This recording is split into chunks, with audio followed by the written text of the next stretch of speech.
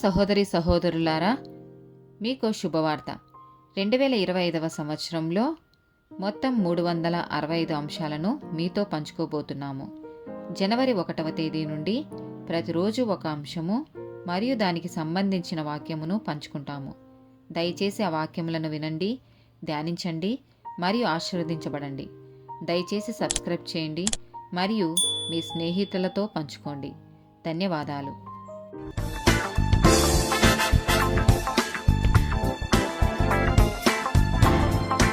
184th day topic కోపం. రోమీలకు రాసిన పత్రిక 2వ అధ్యాయము 7 నుండి 9 వచనాలు. సత్క్రియను ఓపికగా చేయుచు మహిమను, ఘనతను, అక్షయతను వెదకు వారికి నిత్య జీవమునిచ్చును. అయితే భేదములు పుట్టించి సత్యమునకు లోబడక దుర్నీతికి లోబడు వారి మీదికి దేవుని ఉగ్రతయు రౌద్రమును వచ్చును. దుష్కార్యము చేయు ప్రతి మనుషుని ఆత్మకు మొదట యూదునికిని గ్రీసు దేశస్థునికి కూడా శ్రమయు వేదనయు కలుగును. మార్కు సువార్త 10వ అధ్యాయము 14వ వచనము. యేసు అది చూచి కోపపడి, చిన్న బిడ్డలను నా యొద్దకు రానియుడి, వారి నాటంకపరచవద్దు, దేవుని రాజ్యము ఈలాటి వారిదే. మార్కు సువార్త 3వ అధ్యాయము 5వ వచనము.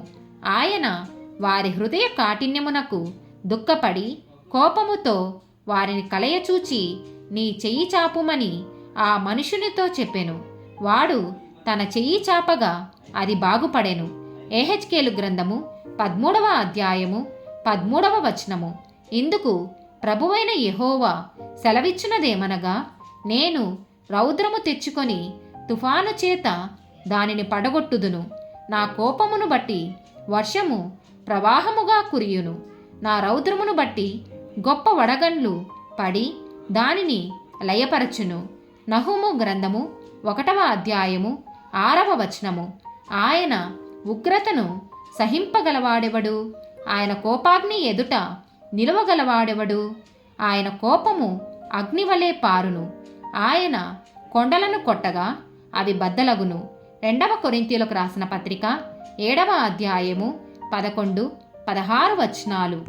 మీరు దేవుని చిత్త ప్రకారము పొందిన ఈ దుఃఖము ఎట్టి జాగ్రత్తను, ఎట్టి దోష నివారణకైనా ప్రతివాదమును, ఎట్టి ఆగ్రహమును, ఎట్టి భయమును, ఎట్టి అభిలాషను, ఎట్టి ఆసక్తిని, ఎట్టి ప్రతిదండనను మీలో పుట్టించెనో చూడుడి.